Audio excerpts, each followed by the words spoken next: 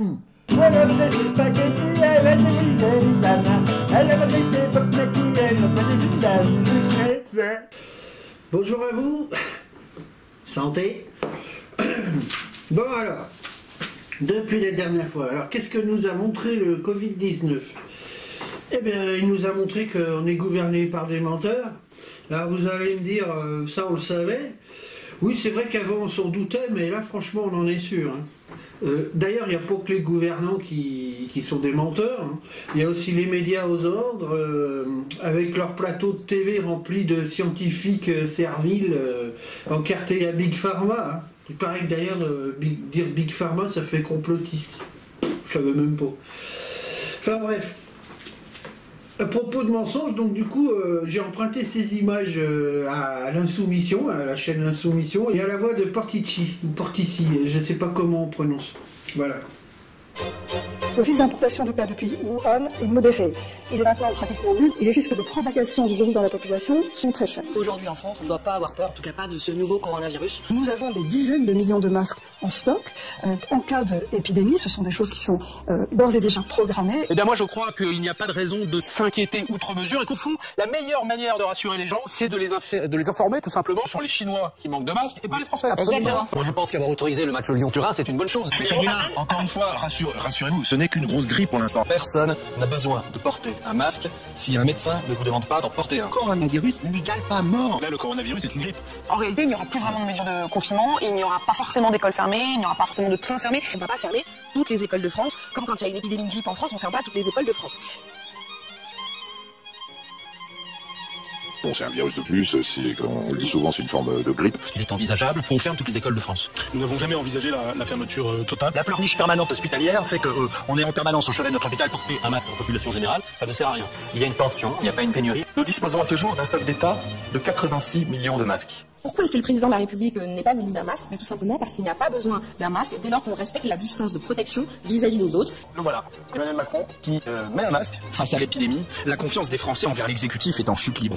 Mais Marina, la phrase que vous venez de dire, elle soulève un vrai problème. Il dit que les gens ont besoin de plus en plus de sécurité. Mais est-ce que les journalistes sont là pour rassurer ou sont là pour informer? Parce qu'il peut arriver que des informations ne soient pas rassurantes. Quel pli prendre? Bien sûr. À partir du moment, de toute façon, déjà, on informe avec le plus de justesse scientifique possible, et donc on ne raconte pas d'histoire, déjà on rassure. Ça, je suis assez convaincu de ça, que la vérité rassure. La vérité rassure. Pardonnez-moi de vous interrompre, justement, la vérité rassure, mais quand on la donne pas, vous disiez vous-même qu'on avait fait croire que les masques ne servaient pas à grand-chose parce qu'on était en pénurie de masques. Donc là, on a rassuré en donnant une fausse information, puisqu'on voit bien que les masques servent à quelque chose. C'est bien la raison pour laquelle on a commandé, on commande pas 1 milliard d'un objet qui ne sert à rien. Moi, je trouve que ce genre de mensonge peut tout à fait être compris et s'excuser. Je vais choquer tout le monde en disant ça, mais la pleurniche permanente hospitalière fait qu'on est en permanence au chevet de notre hôpital, peut-être de façon... Vous êtes dur, je présentais tous les soirs cette émission et vous verrez que c'est une réalité. Pardonnez-moi. Je vais choquer tout le monde en disant ça, mais la pleurniche permanente hospitalière... Présentez tous les soirs cette émission et vous verrez que c'est une réalité. Pardonnez-moi. Les Français ne pourront pas acheter de masques dans les pharmacies parce que ce n'est pas nécessaire quand on n'est pas malade. Nous recherchons tous des masques chirurgicaux, tous des masques FFP2. Et donc il y a évidemment des tensions d'approvisionnement qui existent. Nous avons fait la transparence pleine et entière. Nous sommes extrêmement attachés à dire les choses telles qu'elles sont au moment où nous les savons. Il y a bel et bien un changement de discours. Et après ça, on va dire aux gamins de ne pas mentir, d'être honnête, de respecter son prochain. Franchement, on rigole. Hein. Ouais, allez faire de l'éducation là avec ça. Le Covid-19 nous a montré aussi que les médecins cubains étaient au chevet des Antilles françaises. Parce qu'on n'a pas assez de toubib là-bas. Hein. Donc du coup, c'est les médecins cubains qui sont venus. Il faut rappeler que Cuba est sous embargo, hein, sous embargo américain. Et il faut dire que là-bas, à Cuba, il y a 2 fois plus de médecins par habitant qu'en France. Il faut rajouter aussi que l'espérance de vie à Cuba est la plus haute de toute l'Amérique latine. Voilà. Et à part ça, en France, on continue de cracher sur le socialisme, mais quand il s'agit de solliciter Cuba pour sauver des hôpitaux, là, on crache pas sur le socialisme. Hein. Voilà. Alors oui, évidemment, vous allez me dire, Cuba n'est pas une démocratie, évidemment. Oui, parce que c'est vrai qu'on y met, par exemple, les homosexuels en tôle. Hein. Je ne sais pas ce que Fidel Castro avait contre les gays. À mon avis, Fidel devait être un pédé refoulé, hein, allez savoir. On m'a sorti, oui, mais tu comprends, il faut reconnaître que Cuba est une dictature, puisqu'il n'y a pas de liberté de la presse. Alors là, on rigole, hein, parce que si on veut parler de liberté de la presse, eh ben, on peut en parler aussi chez nous, de la liberté de la presse. Quand on sait que la quasi-totalité de la presse chez nous est gérée par 9 milliardaires, quand on voit que la ligne éditoriale de cette presse est à peu près la même dans la plupart des journaux, que la propagande est la même, on se dit qu'on n'est pas franchement en démocratie non plus, hein, loin de là. D'ailleurs, on est dans une dictature maastrichtienne, hein, si on veut reprendre ce que disait Michel Onfray. Voilà, c'est-à-dire que chez nous, c'est pas pareil qu'à Cuba. C'est une autre façon de faire une dictature. En fait, nous, on est sous le joug de l'Union européenne. Alors, c'est très simple, l'Union européenne, elle est gérée par des technocrates qui sont élus par personne. Elle est dotée d'un parlement où siègent des élus qui ne servent à rien, puisqu'ils n'ont quasiment aucun pouvoir. Donc, si vous appelez ça une démocratie, on n'a pas la même notion de la démocratie. Hein. Quand on est loin d'une démocratie, on est en dictature. Alors, après, on peut critiquer Cuba, hein, à propos de la médecine cubaine, qui est d'une très grande qualité, qui est d'une haute définition. Je vous ramène à Michael Moore. Alors, Michael Moore, c'est un cinéaste américain, très engagé politiquement, et il a fait un documentaire qui s'appelle Psycho, dans lequel il explique que le système de santé de Cuba est assez exceptionnel, et du coup il emmène des pompiers de New York qui sont malades suite aux attentats du 11 septembre 2001. Ces pompiers n'auraient pas pu se faire soigner comme il faut à New York, du coup il les emmène à Cuba. Voilà. Donc je vous mets un tout petit court extrait parce que bon, déjà l'image n'est pas d'une grande qualité, mais un petit court extrait de Psycho, donc du documentaire de Michael Moore. Voilà. Permission to enter. I have 3 9/11 rescue workers. They just want some medical attention, the same kind that the evildoers are getting. Hello? Michael Moore's Sicko.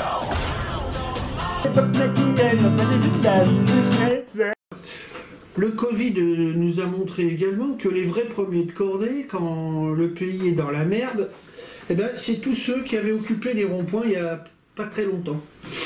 Voilà.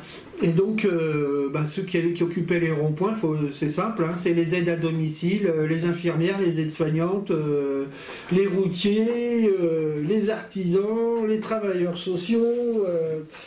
Bref, vous savez, c'est tous ceux qui fument des clopes et qui roulent au gasoil. Ça veut dire en clair que je crois que les gilets jaunes n'ont pas dit leur dernier mot. Hein. Donc, qu'est-ce qu'on peut en tirer comme conclusion? C'est que nos dirigeants ont besoin de nous, hein, alors qu'ils nous ont montré que nous, on n'avait pas besoin d'eux. Hein, parce qu'ils n'ont rien branlé, ils ont été capables de rien pendant cette crise, et même avant. Hein. Mais ça, moi j'ai jamais été pro-dirigeant, alors voilà.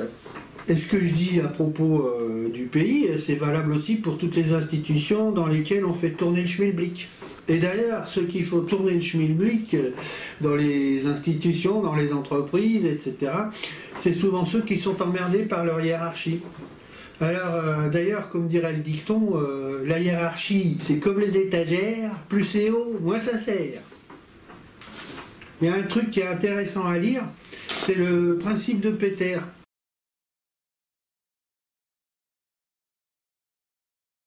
Pour conclure, en gros, c'est ceux qui font tourner le pays qui sont le plus mal payés. Hein. Il suffit de vérifier. Alors on va me dire, ouais, t'es populiste. J'en ai rien à foutre. C'est quand ça vrinque. Ouais, je l'appelle comme ça. En fait, on dit en vrac parce qu'il y a des idées qui nous passent par la tête et puis hop, on les sort. Voilà. En vrac. Alors. Qu'est-ce qui justifie qu'une top modèle gagne 20 fois plus qu'une aide-soignante? Hein? Oui, c'est vrai, en quoi une top modèle est-elle plus utile à la collectivité à part faire bander quelques cons qui ont des goûts de chiottes? Parce que les aides-soignantes, elles sont indispensables. Bah oui, dans le secteur de la santé, elles sont indispensables, puis même à domicile, etc. Et en plus, elles font du bien au regard, si vous voyez ce que je veux dire. Oui, parce que très souvent, sous des blouses blanches se cachent des merveilles.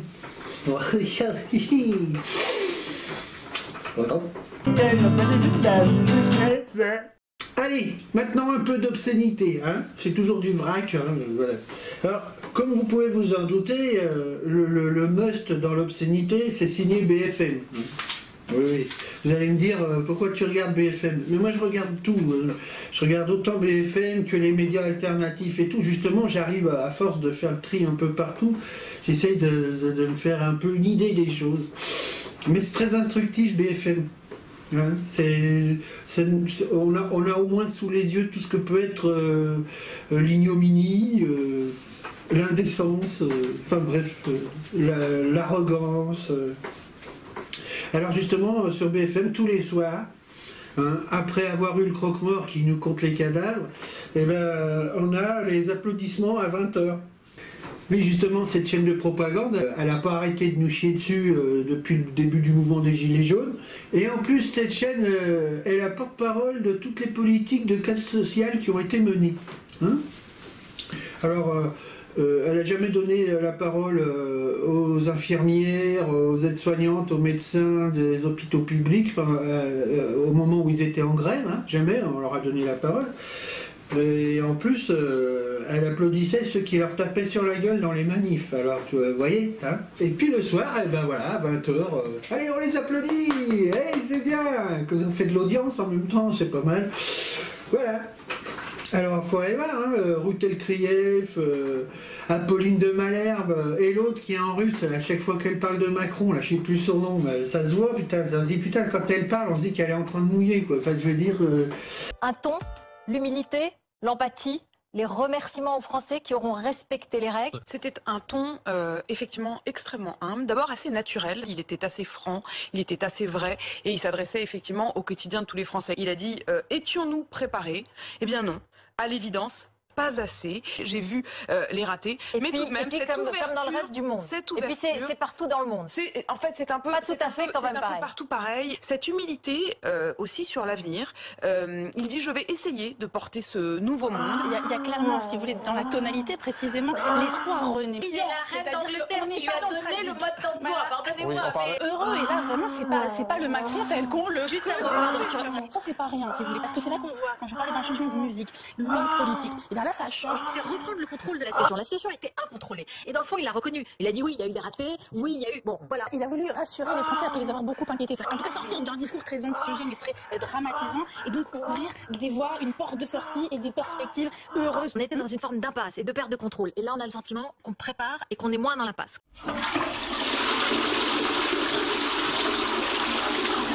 Ouais, puis sur BF Merde, chaque soir, on a droit à Alain Duhamel. Alors c'est marrant parce que ce mec, je l'ai toujours vu.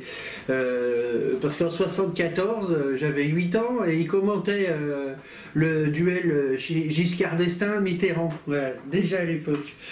Et en fait, il a traversé tous les septennats et tous les quinquennats en léchant le fion de tous les présidents. Hein. Voilà, alors il y a ses collègues bienveillants qui disent qu'en lui se dégagent des senteurs élyséennes, hein, voilà. Mais pour les journalistes qui ont vraiment une conscience journalistique, ils diront juste qu'il a juste la laine d'un trou du cul, quoi, voilà. Bah, y a un truc qui est sûr, c'est que si le ridicule tuait, je pense que c'est à BFM qu'on trouverait le plus de macabé en ce moment. Alors, avec le sida, pour se protéger, il a fallu mettre des capotes. Hein. Avec le Covid-19, bah maintenant, va falloir porter des masques. Alors, rouler des patins avec des masques, ça doit pas être l'idéal. Hein. Donc, voilà. Alors, je me dis qu'un jour, il y aura une épidémie où il faudra se balader en scaphandre. Alors là, tirer un coup avec un scaphandre... Je crois que le seul truc positif, c'est que ça nous donnera une idée de comment on pourra baiser quand on habitera sur la Lune, quoi. Il y a un truc dans l'Union Européenne qui est balèze, c'est le mécanisme européen de stabilité. que les économistes ont rebaptisé le mécanisme européen de solidarité. Hein. Ça fait plus cool, le mot solidarité. Ils disent même plus MES d'ailleurs, ils disent fonds de secours par exemple. Il y a peu de temps, Bruno Le Maire nous a dégoté un plan de secours, hein, un plan de secours européen avec ses collègues de l'Eurogroupe. Voilà. Donc c'est pour lutter contre la crise qui est liée au Covid-19. Voilà. Donc il s'agit d'un plan de 500 milliards d'euros. Donc ça nous a permis en même temps de découvrir ce que c'est que le MES, le mécanisme européen de solidarité. Oui, moi j'aime bien le mot solidarité quand on parle de l'Union européenne. Hein. Ça sent le traquenard quelque part. Hein. Enfin bref, le MES. Donc le MES propose aux pays qui les demandent des prêts avec des taux d'intérêt. Hein, ils sont pas fous. Hein. Mais d'où vient le pognon du MES? Il vient des pays qui ont bien voulu lui donner. Voilà, c'est pas plus compliqué. Hein. C'est presque une vérité de la palisse. Alors par exemple, la France a filé à peu près 20% de ce que possède le MES, hein, ce qui correspond en gros à 140 milliards d'euros, hein, qu'on a versé grosso modo depuis 2012. Voilà. Donc avec ce pognon, 140 milliards c'est une belle somme. Hein. On aurait pu rouvrir des gares, des écoles, des postes, des hôpitaux, des centres sociaux, des centres culturels, vous voyez. Non, on a préféré donner ce pognon à un pseudo-fonds de solidarité. Ouais, vous allez voir ce que c'est, comment l'Union européenne et la Commission européenne voient la solidarité. Ce qu'il faut savoir, c'est qu'avec ce plan de secours, on va emprunter du fric qu'on a versé au MES et qu'il faudra rembourser avec des intérêts. Vous voyez, c'est pas beau ça? Vous avez vu comment on se fait enfiler? Voilà, c'est ce que je vous expliquais, la solidarité européenne. C'est pas fini. Oh là là là là, et patatras. Alors, c'est quoi ces conditionnalités? C'est très simple. Par exemple, c'est combattre les déficits publics. Vous avez déjà entendu cette musique, hein. Faire des réformes budgétaires. Vous avez entendu aussi cette musique, hein. Donc voilà. En langage technocrate et européiste, ça veut dire qu'il faudra obéir aux injonctions des grandes orientations de politique économique de l'Union européenne. En clair, notre macrobe élyséen et toute sa mafia, ils vont nous resservir les réformes qu'ils avaient proposées et qui nous ont fait descendre dans la rue. En 2022, notre macrobe préféré, malgré tous les mouvements sociaux, dira qu'il a réussi à réformer le pays. Voilà. Conclusion. Il va falloir redescendre dans les rues de Paris dès le déconfinement pour aller chercher Macrobe et sa clique et tous les médias serviles qui ont fait la promo du mensonge d'État. Et on les enverra au TPI, évidemment, hein, c'est le tribunal pénal international, hein, vous vous souvenez. Et avec dans la foulée, on lancera le Frexit. Je voudrais revenir sur Sibeth Ndiaye. Ouais, parce que on n'a plus besoin des guignols de l'info maintenant. Hein. Vous mettez Sibeth Ndiaye en direct et vous vous marrez. Donc un coup, j'ai sorti une blague un peu vaseuse sur Sibeth Ndiaye. Hein. J'avais sorti, elle est Sibeth Ndiaye qu'elle est capable de faire des crêpes avec du plâtre. Alors la collègue me dit, fais gaffe, hein, parce qu'on pourrait croire que c'est raciste ce que tu dis et tout. Alors moi je dis, je vois pas ce qu'il y a de raciste, parce que les Noirs, ils ont bien le droit de faire des crêpes avec du plâtre. À propos du traitement du Dr Raoult, on a eu droit dans tous les médias à du... Ah oui, mais avec son traitement, il y a des effets secondaires. Sans blague. Des effets secondaires. Ah ça, dis donc. Il y a des effets secondaires. Et justement, à propos d'effets secondaires, on va étudier les effets secondaires de l'efferalgan. Vous connaissez, hein, l'efferalgan. Ouais, on achète sa fastoche, ça paye pas de mine, hein, c'est une boîte d'efferalgan. Alors, qu'est-ce qu'on peut lire dans les effets secondaires de ce médicament? Alors, ça provoque l'anémie, hein. Ça provoque des œdèmes, hein. Donc on peut avoir de la flotte plein le corps. Alors vous savez, quand on est plein de flotte, si on nage, on coule, hein. Et ça c'est comme une bouteille, si elle est vide, elle flotte, si elle est pleine de flotte, elle coule. Voilà. Ça peut provoquer la pancréatite, les feralgans, hein. Une pancréatite aiguë en plus, et chronique. Alors c'est une maladie du pancréas qui peut vous tuer, hein. Donc vous voyez, c'est pas un petit rhume. Ça crée aussi des hémorragies. Ça vous crée la gerbe et la chiasse, hein. Donc en langage feralgantien, ça provoque le vomissement et la diarrhée. Et ça provoque aussi la jaunisse. Voilà. Vous pouvez jaunir avec les feralgans. Voilà. Ah oui, aussi, on peut avoir l'œdème de Quink. Ça provoque aussi, les feralgans, des maladies des reins, hein. Donc si vous commencez à pisser rouge, c'est pas grave, c'est à cause de les feralgans. Voilà, alors moi quand je vois ça, c'est que si j'ai de la fièvre, des frissons et tout ça, maintenant j'ai la trouille d'en prendre, hein. Donc je préfère prendre une bonne gnôle et puis me coucher avec 3 couettes l'une sur l'autre pour transpirer un bon coup, hein. Ou un whisky s'il n'y a pas de gnôle, et puis voilà, hein, l'affaire est réglée. D'ailleurs, connaissez le coup du chapeau? Alors, le coup du chapeau. Alors, si vous avez une commode au bout de votre lit, vous posez le chapeau sur la commode, vous vous couchez, vous prenez un bon verre de gnôle, et puis vous en buvez, et puis au bout d'un moment, si vous voyez 2 chapeaux, bah, vous êtes guéri. Tiens, à propos d'effets secondaires, j'ai entendu sur France Intox que la nicotine pouvait être aussi un remède contre le Covid-19. Alors je vois tout de suite le truc, il y en a plein qui vont aller se ruer dans les bureaux de tabac pour acheter des cartouches de clopes. Et puis voilà, puis vous verrez dans quelques temps des gens qui subiront des effets secondaires, hein. Dont un, comme mon pote Bébert, vous allez voir les effets secondaires qu'il a eu. Salut Bébert, ça va? Ben alors, qu'est-ce que tu deviens? Oh bah moi ça va, je suis guéri du Covid-19, hein. Bon, j'ai eu quelques effets secondaires, mais bon, c'est pas méchant.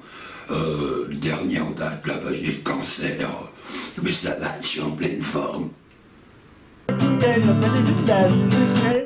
Ouais, j'aimerais revenir sur l'autre ringard devenu sénile et facho qui nous disait il y a 52 ans, il est interdit d'interdire l'imagination au pouvoir. D'ailleurs, vu qu'il n'a plus d'imagination, il flatte le pouvoir, hein. Voilà, c'était en 68. Ouais. Donc, il s'agit de Daniel Cohn-Bendit, hein, vous l'avez reconnu. Et De Gaulle disait d'ailleurs en 40, la vieillesse est un naufrage. Ben, quand on voit Cohn-Bendit, on se dit que De Gaulle avait raison, hein. D'ailleurs, vous pouvez l'entendre gueuler contre le docteur Raoult, ça donne ça. Qui ferme sa gueule et qu'il soit médecin. Mais qu'il arrête partout de dire « je suis un génie ». Allez, qu'on fasse une journée sans le mot Raoult. Une fois que ça a été prouvé. C'est ça. Mais on est d'accord, encore une fois, il y a trois de ce genre de mec. J'aimerais dire à ce pauvre con que c'est ce qu'il fait, Raoult, hein, il fait de la médecine, hein, puis il l'ouvre pas tant que ça. Alors ce pauvre Dany, il me fait penser à ce qu'avait dit Wolinski, le grand dessinateur Wolinski, à propos de mai 68.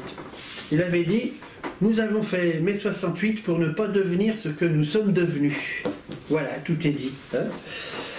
Et Wolinski, oui, bah, c'était, comme je disais, c'est un très grand dessinateur qui faisait partie de la bande de Charlie Hebdo et d'Harakiri dans les années 70. Hein. Donc il a connu les 2 versions de Charlie Hebdo, l'ancien et le nouveau. Le nouveau qui avait cessé d'être un journal satirique pour devenir un journal de gauche. Voilà. Donc c'était beaucoup moins drôle. C'est pas que je suis de droite, hein. Mais bon, loin de là. Et donc il faisait partie de ces dessinateurs comme Reiser. Il a côtoyé Choron, ils étaient même très potes. Donc voilà, l'excellent professeur Choron. Voilà. Enfin bref. À la revoyure, et j'espère que on pourra faire ça dehors avec un barbecue, hein, la prochaine vidéo, voilà. Santé.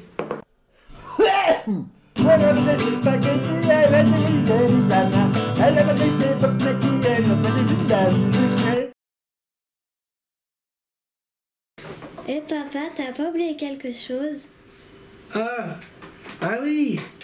Alors, oui, bon, on a un temps de chiottes en plus. Oui, on est le 1er mai. Alors avant de mettre en ligne, je voudrais juste de dire 2-3 bricoles sur le 1er mai. Vite fait, bien fait. Hein. 1er mai, c'est la fête des travailleurs et non celle du travail, parce que si on pouvait se passer du travail, on le ferait. Mais on va tout faire pour, hein, s'en passer. Voilà, je voulais dire aussi qu'avant le Covid, on avait un mouvement social qui était en plein essoufflement. Hein. C'était par rapport aux retraites, il y a eu un 49-3. Et je voulais juste dire que les leaders syndicaux ne sont pas étrangers à cet essoufflement. Hein. Alors il faut savoir que ce matin à France Inter, on avait le leader de la CGT qui était interviewé et donc il fait le rôle du contestataire. Hein. Alors il faut savoir que la CGT, comme Force ouvrière, UNSA et CFDT font partie de la Confédération européenne des syndicats, qui est présidée par Laurent Berger. Voilà. Donc en fait la CGT obéit aux ordres de Laurent Berger, qui lui était favorable à la retraite à points par exemple. Et cette Confédération européenne des syndicats est subventionnée par la Commission européenne. Donc on a dû faire comprendre à M. Martinez qu'il fallait qu'il arrête un peu de hausser le ton, hein, parce que sinon les subventions... voilà. Donc ce qui serait bien, c'est que les syndicalistes, parce que j'ai beaucoup de copains à la CGT et dans d'autres syndicats aussi, mais qu'il faudrait qu'ils se débarrassent de leur leader et puis qu'ils foutent le camp de Confédération européenne des syndicats. Voilà. Nous sommes au mois de mai et il y a un dicton qui dit en mai fais ce qu'il te plaît.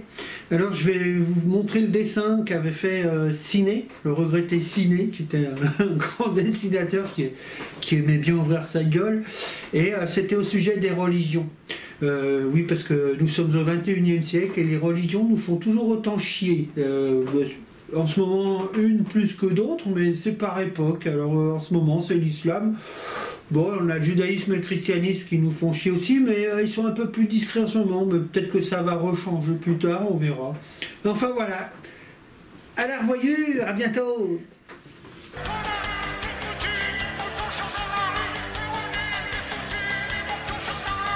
Noël en famille, ça nous fait dégueuler, comme un 1er mai avec la CGT. Les dindons navets